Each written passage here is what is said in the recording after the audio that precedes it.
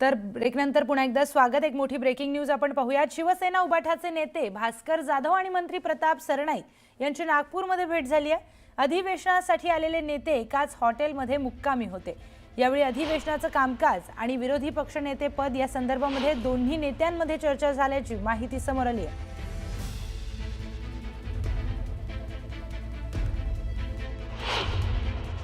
मला भेटले, काही चर्चा झाली, काही राजकीय चर्चा झाली। शेवटी माझे जुने मित्र आहेत। 20 वर्ष सभागृहामध्ये ते आणि मी एकत्रितपणे काम करत असताना कोकणातले आमदार म्हणून आम्ही एक दुसऱ्यांकडे विविध कामांसाठी जात असतो। ते जेव्हा नगरविकासचे राज्यमंत्री होते तेव्हा मी त्यांच्याकडे माझं कामं घेऊन जायचो। आज मी परिवहन मंत्री आहे। त्यांच्या मतदारसंघामध्ये बसेसचा काही विषय आहे आणि काही नवीन बसेस त्यांना चालू करायच्या, त्या संदर्भात त्यांनी जर माझ्याशी चर्चा केली असेल तर मला असं वाटतं कोणाच्या पोटामध्ये दुखायची काही गरज नाही आहे। भास्कर जाधव आणि आम्ही चांगले मित्र, आणि शेवटी कसं आहे की राज्यामध्ये ऑपरेशन टायगर चालूच आहे, त्यामुळे त्याचा याचा काही तुम्ही हे जुळवायची गरज नाही। तर या सगळ्या प्रकरणावर आपण जास्तीची माहिती जाणून घेऊयात। आपले प्रतिनिधी नरेंद्र मते आपल्या सोबत जोडले गेलेत। नरेंद्र, या सगळ्या भेटीची चर्चा ही आता राजकीय वर्तुळामध्ये होतीये, काय अधिकची माहिती? बरोबर आहे। हॉटेल रेडिसन ब्लू मध्ये जेव्हा हे दोन्ही प्रताप सरनाईक आणि भास्कर जाधव अधिवेशनाकरिता निघाले होते त्यावेळी त्यांची मध्ये तर त्यावेळी त्यांची जी चर्चा झाली आहे ते परिवहन मंत्री असल्यामुळे त्यांच्याकडे जे प्रश्न होते ते मांडले, आणि विशेष म्हणजे त्यांनी काही जे प्रश्न मांडून त्याची परिवहन विभागाच्या संदर्भात चर्चा केली असल्याचं त्यांनी म्हटलं आहे। परंतु त्यांनी हे पण सूचित केलं आहे की आमचं ऑपरेशन टायगर जे चालू आहे ते मनपाच्या निवडणुका आहे, मुंबईच्या निवडणुका आहे, इतरत्र ज्या निवडणुका आहे, या पार्श्वभूमीवर यांची जी भेट आहे त्या भेटीला खूप महत्व आलेलं आहे। आणि त्याची जे चर्चा बोलायचं नसतं हेही मला माहिती आहे, तरी मी बोललोय हेही मी मान्य करतो। मी कधी आयुष्यात खोटं बोलत नाही। पण अध्यक्ष महोदय, आपण असा मेसेज आमच्या समोर पाठवतोय, सन्मान्य सदस्य नानाभाऊ पटोले यांनी जो मुद्दा उपस्थित केला की हे अधिवेशन विदर्भाचा असल्यामुळे विदर्भ करारानुसार व्हायला पाहिजे, हा त्यांचा प्रमुख मुद्दा। ठीक आहे, त्याच्यावर आपण निर्णय देणार, पण आपण असा मेसेज पाठवला की आम्ही तिथं ह्या सगळ्या गोष्टीला मान्यता दिलेली, आम्ही आमचं मत तिथं मांडलेलं आहे की 8 ते 19 पर्यंत व्हावं, हा आम्ही आग्रह केला। एखादा आठवडा अधिक वाढवा म्हणून आग्रह केला। निर्णय झाला इथपर्यंत ठीक आहे, परंतु तुम्ही आमच्याबद्दल संशयाचं वातावरण निर्माण करू नये असं मला म्हणायचं। अध्यक्ष महोदय, आमचे मित्र नानाभाऊ हे पीठासीन अधिकारी होते। ते असं म्हणतात घाईघाईने तुम्ही पुरवणी मागण्या टाकताय, घाईघाईने तुम्ही अध्यादेश टाकताय, घाईघाईने तुम्ही विधेयकं टाकतायत। पीठासीन अधिकारी म्हणून त्यांना हे नक्की माहिती आहे की अधिवेशनाच्या पहिल्या दिवशीच आपण नेहमी पुरवणी मागण्या दाखवतो, चर्चा नंतर होते। पहिल्या दिवशीच जे विधेयकं आपल्याला त्या ठिकाणी मान्य करायची आहेत त्याचं इंट्रोडक्शन पहिल्या दिवशीच होतं, आणि अध्यादेश तर पहिल्या दिवशी दाखवले पाहिजेत हा नियम आहे। त्यामुळे यात कुठेही आपण गेल्या 25-50 वर्षातलं कुठल्याही अधिवेशनाचा पहिला दिवस काढला यापेक्षा वेगळा अजेंडा आपल्याला कधीच दिसणार नाही। त्यामुळे मला असं वाटतं की ही भावना आमची पण आहे की अधिवेशन जास्तीत जास्त झालं पाहिजे। आणि तुम्हाला सांगतो की गेल्या 25 वर्षामध्ये सर्वात जास्त अधिवेशन मी मुख्यमंत्री असतानाच नागपुरात चाललं आहे, आणि पुढेही चालेल।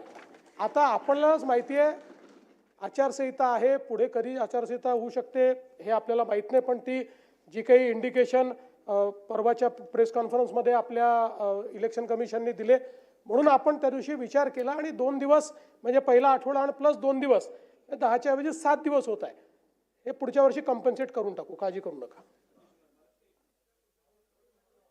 अध्यक्ष महाराज, मी पीठासीन अधिकारी होतो आणि अजितदादा त्यावेळेस आमच्या त्या मंत्रिमंडळात होते। अध्यक्ष महाराज, सगळ्यांना माहिती आहे, मी ते पण होते। अध्यक्ष महाराज यावेळेस, कारण की मी आज मी सभागृहाचा प्रमुख म्हणून, म्हणजे तुम्ही त्यावेळेस मी निर्णय करायचा की नाही असं नाही होणार, अधिवेशन इतका कालावधी चाललाच पाहिजे, ही भूमिका मांडायची। मी यांचं ऐकून नाही घ्यायचं अध्यक्ष महाराज। त्याच्यामुळे अध्यक्ष महाराज, मला माझी जबाबदारी त्या चेअरवर बसून मला माहिती होती की मी या सभागृहाला काय न्याय दिला पाहिजे, हे माझी जबाबदारी होती अध्यक्ष महाराज। मला तुमच्यावर काही आरोप आणायचा नाही अध्यक्ष महाराज। मी तुमच्याकडून न्याय याच्यासाठी मागतो अध्यक्ष महाराज, कारण की या सभागृहाचं तुम्ही आमचे प्रमुख आहात, तुमच्याकडे आम्हाला मागणी करण्याचा अधिकार आहे. अध्यक्ष महाराज, माझी विनंती आपल्याला, मी काही आदेश सूचना नाही करत अध्यक्ष महाराज, हे अधिवेशन कृपया विदर्भासाठी आपण वाढवून द्यावा सरकारला आणि त्या पद्धतीची भूमिका आपण मांडावी असं माझं मत आहे. मुख्यमंत्री महोदयांनी म्हटलं मला काही विरोध करायची गरज नाही, मला पाहिजेच अधिवेशन विदर्भात, असं ते म्हणाले. ठीक आहे, कामकाज पुढे जाऊ दे. तुम्ही अध्यक्ष महाराज आम्हाला न्याय द्या, ही भूमिका आमची आहे. गरज पडल्यास विचार करू. अध्यक्ष महोदय, एक रेकॉर्ड मला क्लिअर केला पाहिजे. नाना भाऊंचा अधिवेशनाकरता किती आग्रह असला तरी नाना भाऊ त्या काळामध्ये 3 आणि 5 दिवसाचेच अधिवेशन मुंबईचे झाले नाही. मुंबईचे बाकी राज्यात चालू होते. बाकी राज्यात कोरोना नव्हता का? बाकी राज्यात 15-15, 20-20 दिवस चालायचे. महाराष्ट्रामध्ये 3 आणि 4 दिवस अधिवेशन चाललं.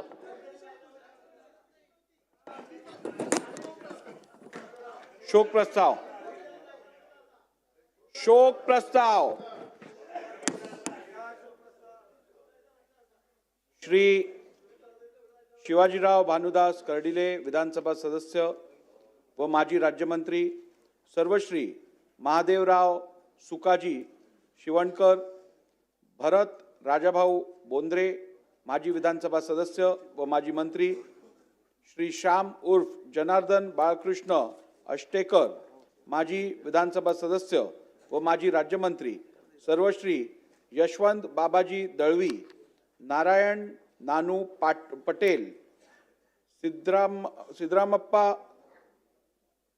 मलकप्पा पाटील, गिल्बर्ट जॉन मेंडोन्सा, राजीव अनिल देशमुख व श्रीमती निर्मला शंकरराव ठोकळ, माजी विधानसभा सदस्य यांच्या दुःखद निधनाबद्दल हे सभागृह अतीव्र दुःख व्यक्त करते. कैलासवासी शिवाजीराव भानुदास कर्डिले यांचा जन्म 1 जून 1958 रोजी अहिल्यानगर जिल्ह्यातील बुरहाननगर येथे झाला. त्यांचे शिक्षण MSc पर्यंत झाले होते. कैलासवासी कर्डिले यांनी श्री बाणेश्वर शिक्षण संस्थेची स्थापना करून ग्रामीण भागातील विद्यार्थ्यांना दर्जेदार शिक्षणाची सोय उपलब्ध व्हावी याकरिता महाविद्यालय, माध्यमिक विद्यालय, आश्रमशाळा सुरू केल्या. त्यांनी अहिल्यानगर जिल्हा सहकारी बँकेचे अध्यक्ष म्हणूनही कार्य केले होते. त्यांनी नगर तालुका बाणेश्वर दूध उत्पादक संघाची स्थापना केली होती. राहुरी मतदारसंघातील अंगणवाड्या,